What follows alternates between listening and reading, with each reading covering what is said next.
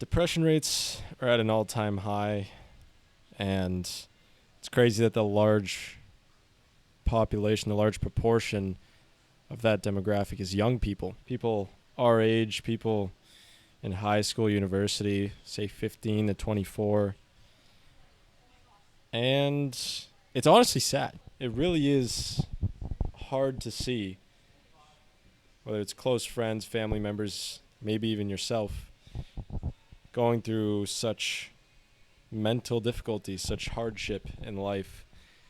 But I think I've found the answer. I think I now know the source to all happiness. I've discovered it. I've kind of had a pretty good idea, a good sense of what it may be since I was a kid, kind of was raised with this idea, but I have to say I'm confident in my answer. I've been confident in my answer for about a year now, and I've invented my own quote.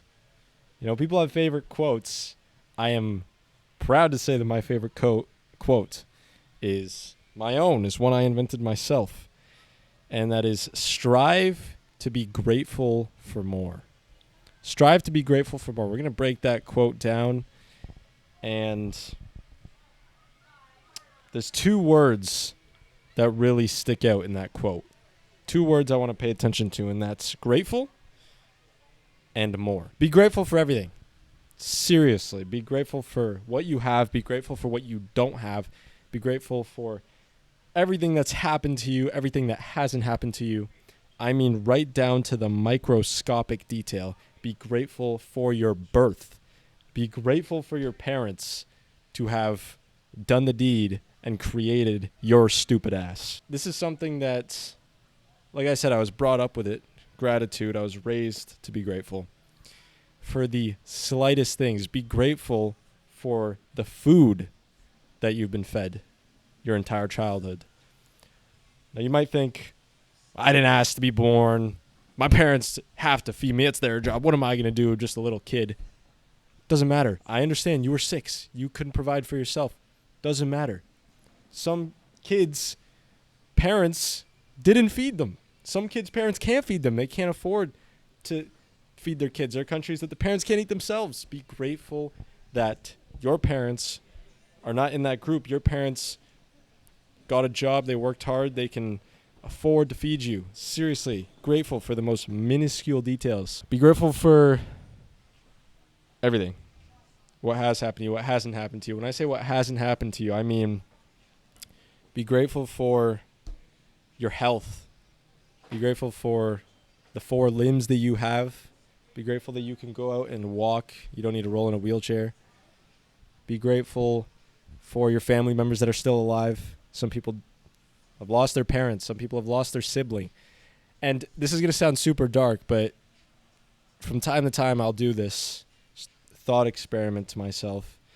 I will think of a scenario in which a loved one of mine could die. I know it sounds super dark. Anytime that my parents are out of the house and say they're going to be back at a certain time and they're a bit late, and then a lot late, let's say it's like 30 minutes past the time they said they were going to be back, I start to think that these guys got in a car accident. These guys got into a crash, something terrible.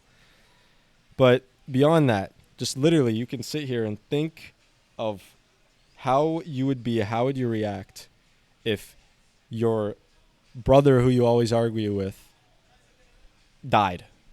Seriously, just think about it. Next time you see him, you're going to be so you're going to feel so relieved.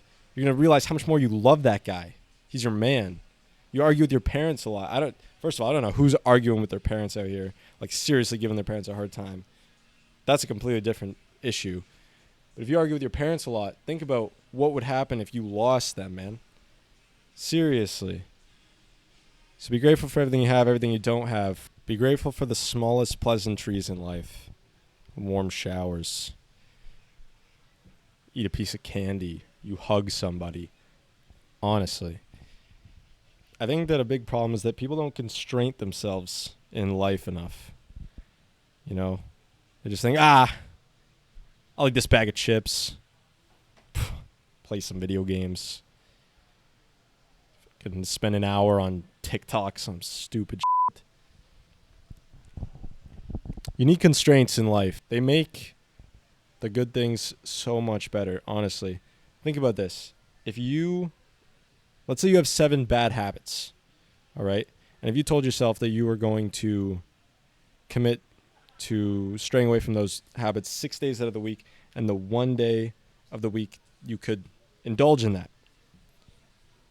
Every day you're rewarded, and every day you are stopping yourself from 6 bad habits, okay? Let me explain. Mondays, you decide Mondays is going to be the day I'm allowed to eat junk food. The other 6 days of the week, no junk food. I'm going to eat healthy, but Mondays is my cheat day. Cool. Tuesdays, I play a lot of video games, let's say. I'm going to make Tuesdays my day for video games. 6 days of the week, I'm going to stay off the computer, stay off the Xbox, whatever. But Tuesdays, me and my boys will all hop on Fortnite or something. Now Wednesdays, I will allow myself to watch some Instagram Reels. You know, I'm always scrolling every single day on my phone. Screen time's through the roof. Wednesdays will be the only day I'm allowed to do that. And this way, like I said, every day you get a reward.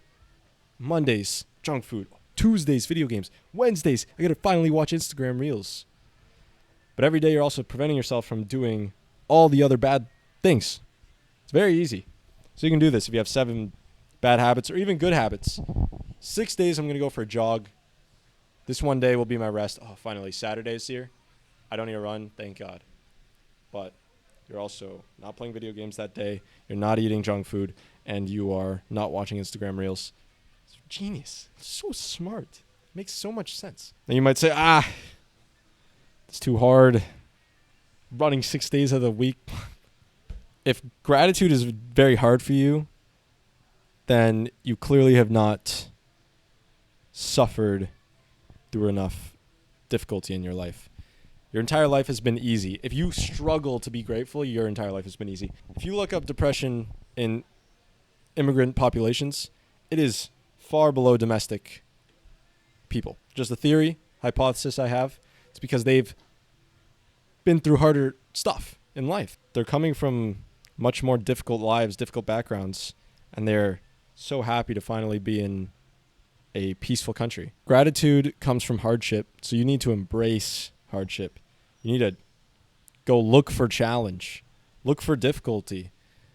Can't just have a joyride your entire life. You're never going to actually appreciate the good things. Invite difficulty. You work at a fast food restaurant. You're scrubbing down grills, flipping burgers 8 hours a day. It's greasy. It's dirty. Embrace that. Because guess what? At the end of the day, you get to shower and be all clean.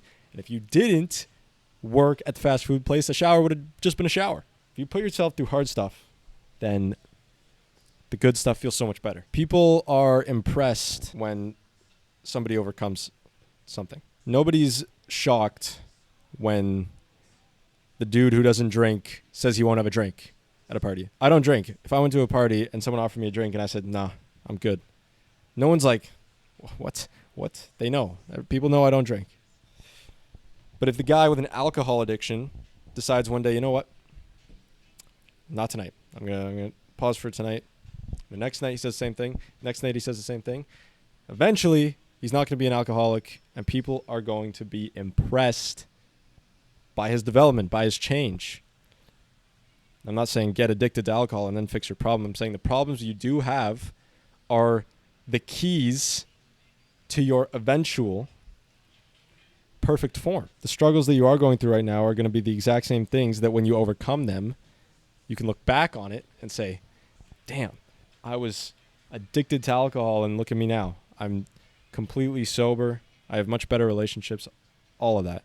Maybe had an injury, broke my leg, but I rehabilitated, bounced back. I'm now back on the ice, doing better than ever, back in the court. You get rejected by somebody, and you could just, lie in your sorrows, poor me. Or you could say, damn, got rejected. I'm going to become the person that doesn't get rejected. It's development, man. You got to work on yourself. It's that easy. You get what you give in life. Absolutely. There's a scientific law behind it. What's the one?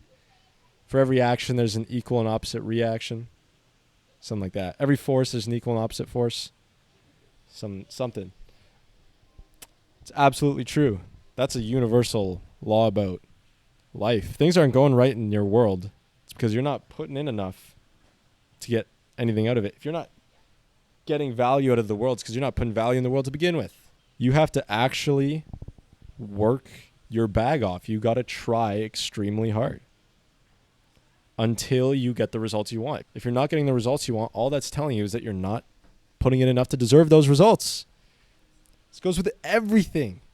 Work, you're not getting a promotion. Guess what? It's because the boss realizes that you're not worth shit.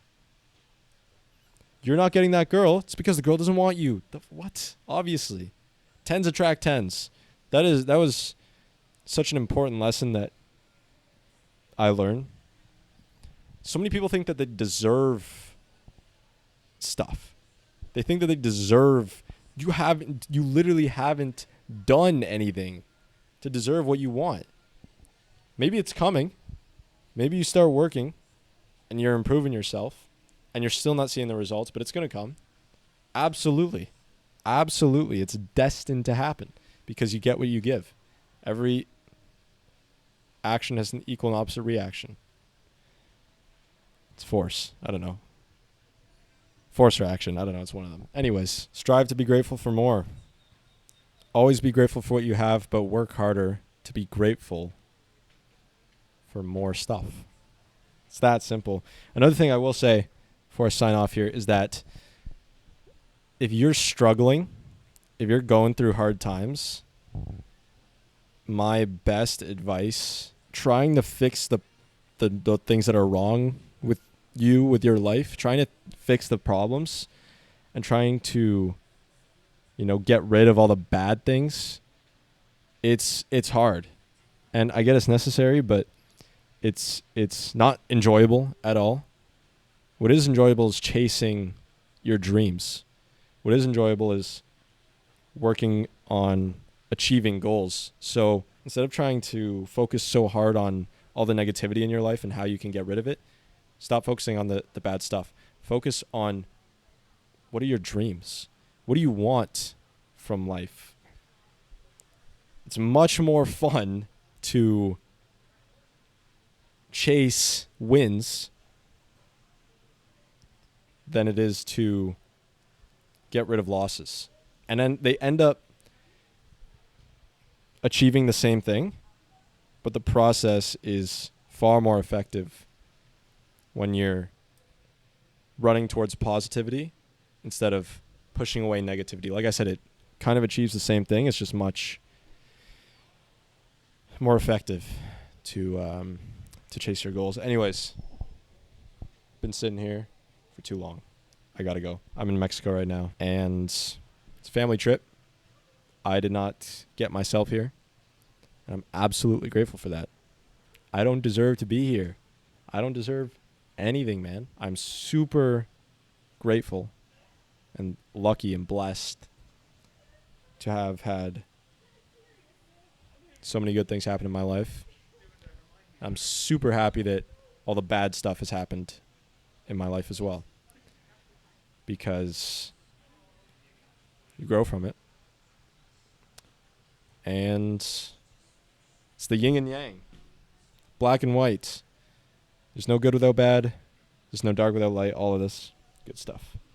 Anyways, that's all from me today. A little bit of a late upload. Been busy. We'll see you next Sunday. Follow @VoicesOfVic on Instagram. Subscribe to the channel. Comment your thoughts. And have a good week. Enjoy summer. Peace out.